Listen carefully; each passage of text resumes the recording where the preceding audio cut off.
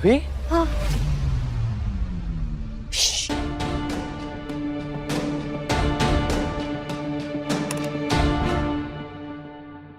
लो, शेर दिल शेर वीर प्रताप सिंह के भाई होके आप ऐसे भीगी बिल्ली की तरह डर गए। भाभी आप ऐसे बन के आओगी तो कोई भी डरेगा। वैसे देखिए मैं आपके लिए क्या लेकर आई। ठीक है। ये है राई की पोटली, ये लगाओ और जल्दी से अपना दर्द पकाओ। हमारी बिछिया को बचाने के चक्कर में खामखा मासा की थाप का कर अपने गाल को लाल कर लिया आपने। अरे भाभी आपके लिए एक दो थप्पड़ तो खा ही सकता हूँ और आपको तो मैं बचपन का नहीं पता माँ के थप्पड़ खा खा के इतना बड़ा हुआ हूँ मैं। और आपने भी तो इस घर के लिए कितने थप्पड़ खाए। माँ की थाप में तो वैसे भी आशीर्वाद होते हैं और अपनों के लिए एक दो थप्पड़ तो मैं खा ही सकती हूँ। वही मैंने भी वही किया, अपनों के लिए थप्पड़ खाए। हाँ वो थप्पड़ है, वो मालपुआ ना है। अरे भाभी मैं ठीक हूँ। अच्छा ठीक है। एक झूठ की सजा कैसे मिलती है ये तो आप देख रहे हैं ना वायु भाई साहब। इसीलिए कभी किसी से झूठ नहीं बोलना चाहिए। मैंने अपना सब कुछ खो दिया। आपको आपका सब कुछ बहुत जल्द वापस मिलेगा। और वो तो अच्छा हो वीर भाई आ गए टाइम पे, वरना ये दूसरा गाल देख रहे हो ना आप, पापा के थप्पड़ से ये वाला गाल लाल होता। देखा ना आपने, थानेदार साहब भले ही मारे से गुस्सा, लेकिन उसके बाद भी जाने अनजाने में से उन्होंने हमारा साथ दिया, सच का साथ दिया। और उनकी वजह से ही आज दूध का दूध और रबड़ी का रबड़ी हो गया। उनके ऐसा करने से आज मारी को बहुत हिम्मत मिली। और आपको पता है कल जो हुआ था ना, उसके बाद उन्होंने मारी को सॉरी भी बोला था। और भाभी आपकी वजह से ना सृष्टि को सबने डांट लगाई। वो मधुमक्खी डबल अटैक करेगी, आपको बहुत ज्यादा केयरफुल रहना होगा। अगर वो मधुमक्खी जीती है ना तो मैं भी मक्खी मच्छर मारने वाली वो कीटनाशक होता है ना, वो हूँ मैं। उन्हें तो मैं संभाल लूंगी। लेकिन वर्णिका, उससे क्या हो गया? ऐसे अचानक अजीब बर्ताव कर रही है, मारी को देख के अचानक गुस्सा हो गई। हाँ भाभी, वर्णिका का मुझे भी समझ नहीं आ रहा, एकदम दृष्टि की चमची बन गई, पूरा दिन दृष्टि के आगे पीछे घूमती रहती। लेकिन ठीक है, अगर वर्णिका को उसकी माँ का प्यार मिल रहा है तो ये तो अच्छी बात है ना। चलिए चलिए, अब अष्टमी के वो दिए भी तो प्रज्वलित करने। और कल नवमी है ना, पापा साहब ने हमारे को बताया था कि नवमी के दिन 9 खास कन्याएं आती हैं पुष्कर माता के मंदिर से, और वो थानेदार साहब को चूनर देती है और फिर वही चूनर थानेदार साहब माता रानी को चढ़ाते हैं, क्योंकि वो थानेदार साहब को अपना रक्षक जो मानती। कितनी गर्व की बात है ना ये। भाभी वीर भाई अब वो चूनर नहीं चढ़ाते। और लेकिन क्यों? पिछली नवरात्रि को जब हम इस प्रथा के लिए मंदिर गए थे, वहां जो हुआ। रुक जाइए।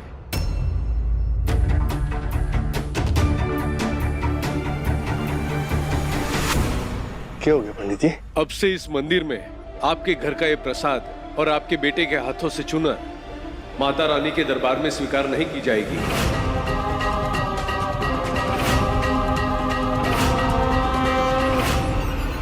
पंडित जी, आप ये कैसी बातें कर रहे हैं? सालों से वीर के हाथों से ये प्रथा हो रही है ना, फिर आज आप क्यों मना कर रहे हैं? क्यों मना कर रहे हैं?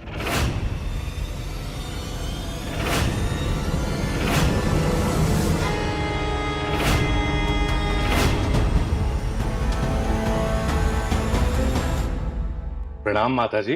वैसे आप सचमुच भोली हैं या भोली बनने का नाटक कर रही हैं? वैसे आपका बेटा नाबालिग लड़कियों का रक्षक और जगत का भैया बना फिरता है, और ये नाबालिग लड़की का सैया बन के आशिकी कर रहा था, और आप पूछते हैं क्यों? हाँ माता जी, इनके खानदान के तो बस नाम बड़े और दर्शन छोटे हैं। छी! अरे बेटा पुलिस में था, इतनी ताकत थी, कोई क्या ही बोलता। और अब देखो, छोरी के माँ बाप को जेल और छोरी को सुधार कर पहुँचा दिया, और इन्हें खुद को देखो कैसे बेशरम होकर के चौड़ा सीना करके घूम रहे हैं पूरे समाज में। मुंह काला हो गया, लेकिन अकड़ नहीं गई इन लोगों की। सही कह रही है। हमारी माता रानी ये सब की अकड़ निकाल देती है। इनकी नजरों में सब एक बराबर है, और सजा भी सबको एक बराबर ही मिलती है। रतन साहब बिल्कुल ठीक कह रहे हैं। आज के बाद इस मंदिर में माता रानी को चुनर चढ़ाने का, आरती पूजा करने का अधिकार वीर के हाथों से छीना जाता है।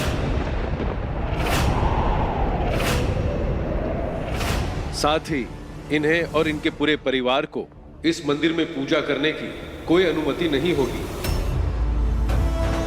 पंडित जी, कृपा करके हमें इतनी बड़ी सजा ना दीजिए। हम बरसों से देवी माँ की अर्चना करते आ रहे हैं, हमसे उनका आशीर्वाद मत छीनिए। ये हक मत छीनिए। ये हक तो आपको जब था जब आपका समाज में मान सम्मान था, आपकी प्रतिष्ठा थी, लेकिन आपके बेटे की काली करतूतों ने आपका नाम मिट्टी में मिला दिया और ये वीर राम के भेष में रावण निकला। तो फिर आज से हर साल इस मंदिर में माता रानी को चुनर ये रावण नहीं बल्कि आप सभी का राम चढ़ाएगा। रतन सा, पूजा की थाली आप अपने हाथों में लीजिए। जी पंडित जी, जैसे आपकी आज्ञा।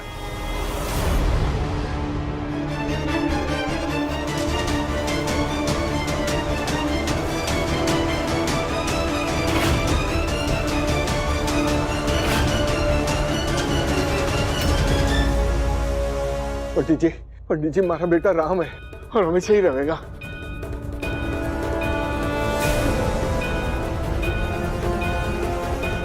जब बुलबुल ने बीतनी बनके सबका दिल जीत लिया था, आज उसी दिल को अपने झूठ से टुकड़े टुकड़े कर दिया। सच्ची अपराधी हमारे इतने साल की कमाई हुई इज्जत की।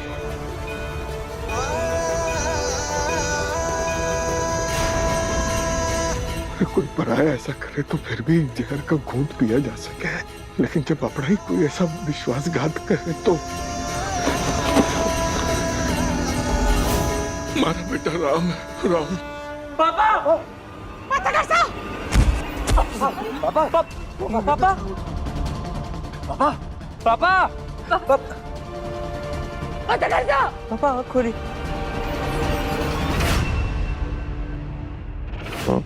ये सब हुआ वहाँ? नहीं नहीं नहीं, ये जो कुछ भी हुआ बहुत गलत हुआ। गुनाह किसी और का और सजा किसी और को। मैंने सब ठीक करना होगा। थानेदार साहब को उनका खोया हुआ अधिकार वो वापस दिलाना होगा।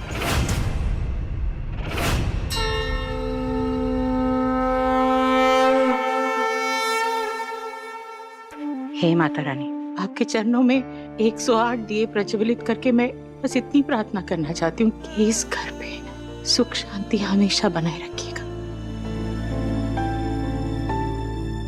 और एक दुआ ही है आपसे कि हमारे परिवार पे जो बदनामी का दाग पड़ा है, जो धब्बे पड़े हैं, उन्हें मिटा दीजिए। चमत्कार कर दीजिए माता रानी, बस चमत्कार कर दीजिए कि पूरी दुनिया को विश्वास हो जाए कि मेरा वीर रावण नहीं, वो राम था और राम है। उसने कोई गलती नहीं की।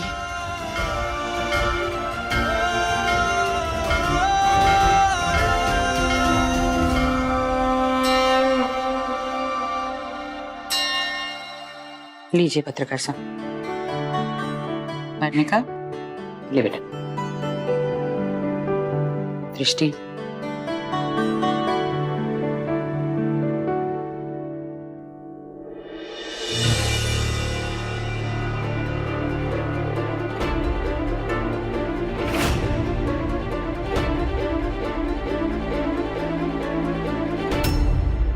माँ साहब हमारे को प्रसाद नहीं देंगी? प्रसाद सिर्फ परिवार वालों के लिए। तुम परिवार की हो।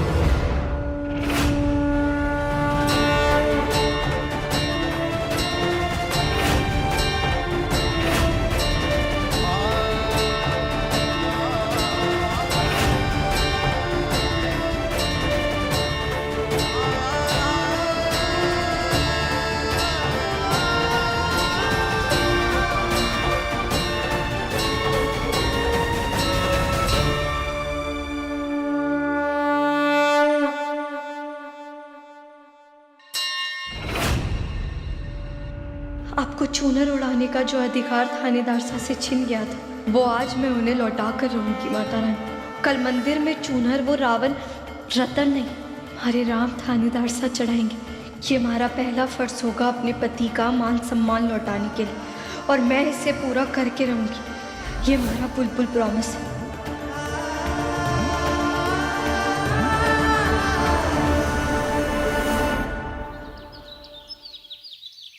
जी हाँ, मैं सभी कन्याओं को एकत्रित करने के लिए निकल गया हूँ। हम सभी बहुत ही जल्दी मंदिर पहुंच जाएंगे, आप चिंता मत कीजिए। जी हाँ। अरे भाई, जरा गाड़ी तेज चलाओ ना, पहले ही काफी विलंब हो गया है।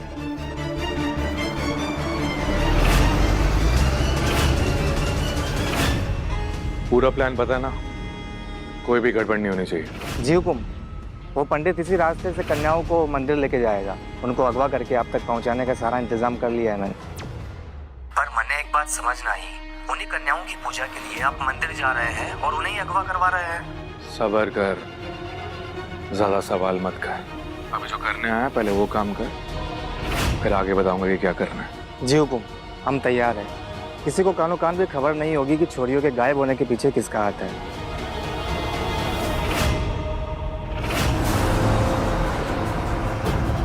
अरे भाई, हमें सामने की ओर जाना था, बाई ओर कहाँ जा रहे हो?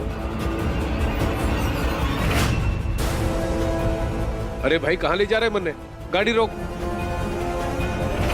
मैं गाड़ी रोकने को बोल रहा हूँ, तू तेज चला रहा है गाड़ी को। चेहरा दिखा अपना, कौन है तू?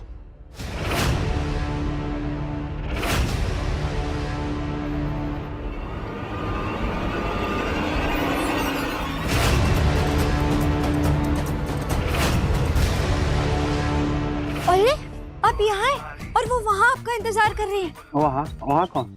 अरे नोटों की बारिश वहाँ हो रही है। सच्ची? हाँ, और आपको पता है जितने भी चोर सा है ना, वो वहाँ पे नोटे उड़ा रहे हैं। जाइए, आप भी दिवाली से पहले लक्ष्मी मैया का आशीर्वाद ले लीजिए। चाहिए जाइए। जैसे तैसे मैंने इस गाड़ी में कपड़े बदलकर ड्राइवर वाले कपड़े पहन तो लिए, बस अब आगे भी जैसा सोचा है वैसा ही हो। हेलो, कहाँ है तू? गाड़ी छोड़ के कहाँ चला गया?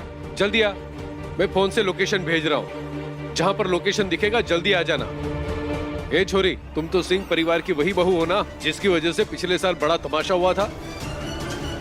बड़ा वाला सॉरी पुजारी काकू साहब, लेकिन हमारे पास बस एक यही मौका है आपको सच्चाई दिखाने का।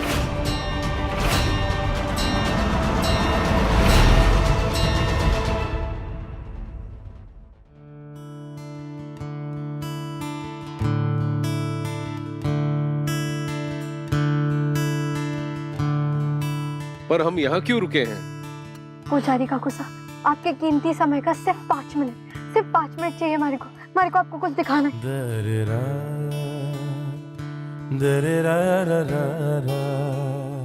पुजारी काकू साहब, चलिए ना, बस 5 मिनट। आइए ना, बाहर आइए। वो देखिए, ये प्यारी प्यारी बच्चियां जिनके साथ थानेदार साहब खेल रहे हैं, क्या आपको पता है वो लोग कौन है? जब हमारे थानेदार साहब IPS ऑफिसर बने थे, तब उन्होंने इन्हीं लड़कियों को वो छोटे बच्चों का व्यापार करने वाले लोगों से बचाया था। पहला केस था हमारे थानेदार साहब, उन्होंने अपनी जान तक की परवाह ना की थी, इन सबकी रक्षा की थी उन्होंने। पर ये सब बात मनने क्यों बता रही हो बेटा? क्योंकि थानेदार साहब हर महीने अपनी तनख्वाह का एक हिस्सा इन छोरियों के लिए रखते हैं। इनकी पढ़ाई लिखाई का खर्चा, हॉस्टल में रहने का खर्चा, उनकी जरूरत का हर ध्यान वो रखते हैं। और हर साल नवमी के दिन तो इनके लिए नए कपड़े और सामान लेकर आते। मंदिर में माता रानी की अर्चना करने के लिए आप ही ने उन्हें मना कर दिया था, इसीलिए वो अपना पूरा दिन यहाँ बिताते। उनकी आस्था में कोई कमी नहीं, औरतों का सम्मान करने में, उन्हें जीवन में आगे बढ़ने के लिए एक मौका देने में थानेदार साहब ने कोई कमी न छोड़ी। ये है हमारे थानेदार साहब की सच्चाई, जो आपने समाचार में सुना पढ़ा। लोगों ने जो भी उनके बारे में कहा वो सब सच ना है। हमारी असली उम्र का राज बाहर आने के बाद सबने थानेदार साहब जैसे अच्छे इंसान को खलनायक बना दिया। हमारे थानेदार साहब सही मायनों में मर्यादा पुरुषोत्तम है, रावण नहीं, राम है वो।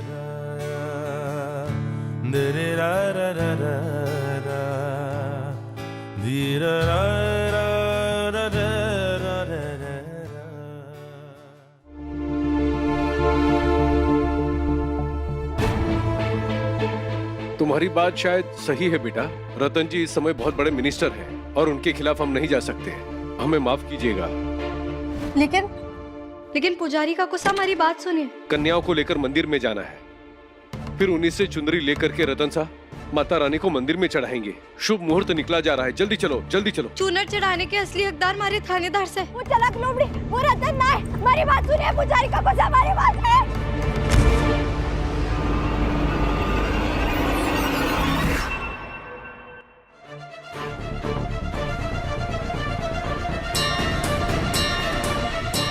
संभल।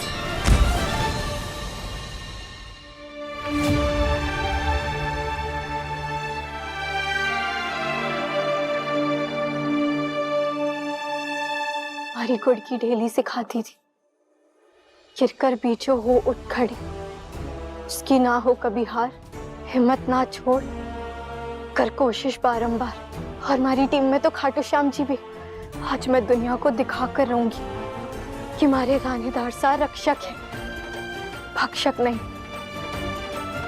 और माता रानी की चुनरी तो हमारे थानेदार सा के हाथ से ही सजेगी, ना कि उस राक्षस रतन के हाथों।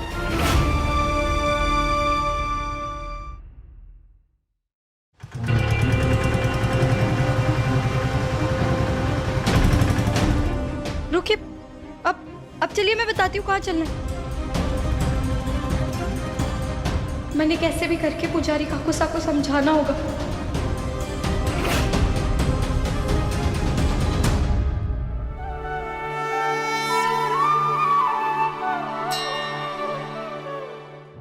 देख ये लोग फिर आ गए अपनी इज्जत का तमाशा बनाने। पहले तो इज्जत ही गई थी और अब तो लाज शर्म भी नहीं है इन्हें। आपको पता है भाई साहब, वो जो बुलबुल थे ना, वो वापस इनके घर में रहने के लिए आ गई है। क्या इतना बड़ा कांड हो गया था, फिर भी ये घर घर खेल रहे हैं? अरे इन्हें तो समाज की कोई परवाह ही नहीं है। जिस नाबालिग छोरी की वजह से इनके बेटे ने वर्दी वापस कर दी, उसको वापस घर में रख लिया। नाबालिग छोरी से शादी करके भी अकल ना आई उसे। ये आदमी है, हाँ, छोटी उम्र की लड़की देख करके मक्खन मलाई की तरह फिसल गया होगा। छोड़ी ना, रावण बना के रख दिया सबके सामने, सबकी नजरों में। अब पता नहीं और क्या करेगी, क्या इल्जाम लगाएगी, क्या बदनामी करेगी अपनी। भाई साहब थोड़ा जल्दी चलिए, थोड़ा तेज चलाइए।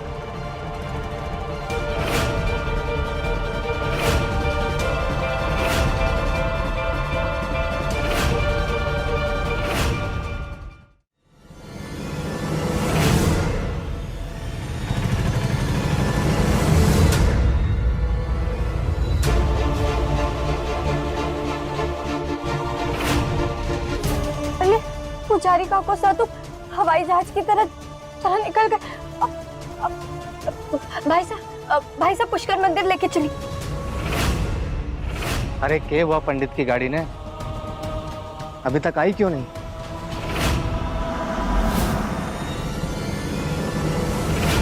भाई साहब और तेज चलाइए ना, तो थोड़ा तेज। प्लीज भाई साहब आज है ना, अपने ऑटो अंकल सा को ना आप उड़न खटोला की फुर्ती से उड़ाइए। आज एक अनर्थ होने से हमें बचाना है, माता रानी से एक राक्षस को दूर रखना है। कौन है आप लोग? ऐसे क्यों कर रहे हैं?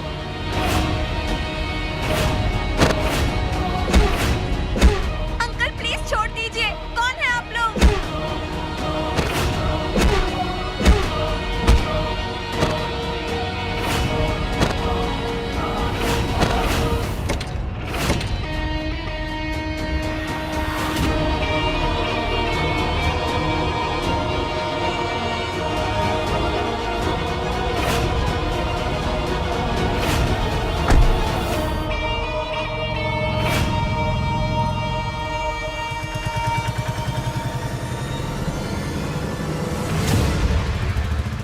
रुकिए भाई साहब,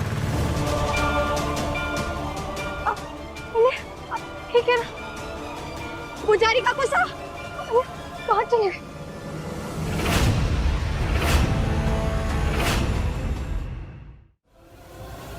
पुजारी का गुस्सा, उठे उठे उठे, आप ठीक है ना? उठे, आराम से आराम से आराम से आराम। ये सब कैसे हो गया? अब ठीक है ना? हाँ, और आपको इतनी चोट कैसे लग गई? और वो कन्या है, वो कहाँ है?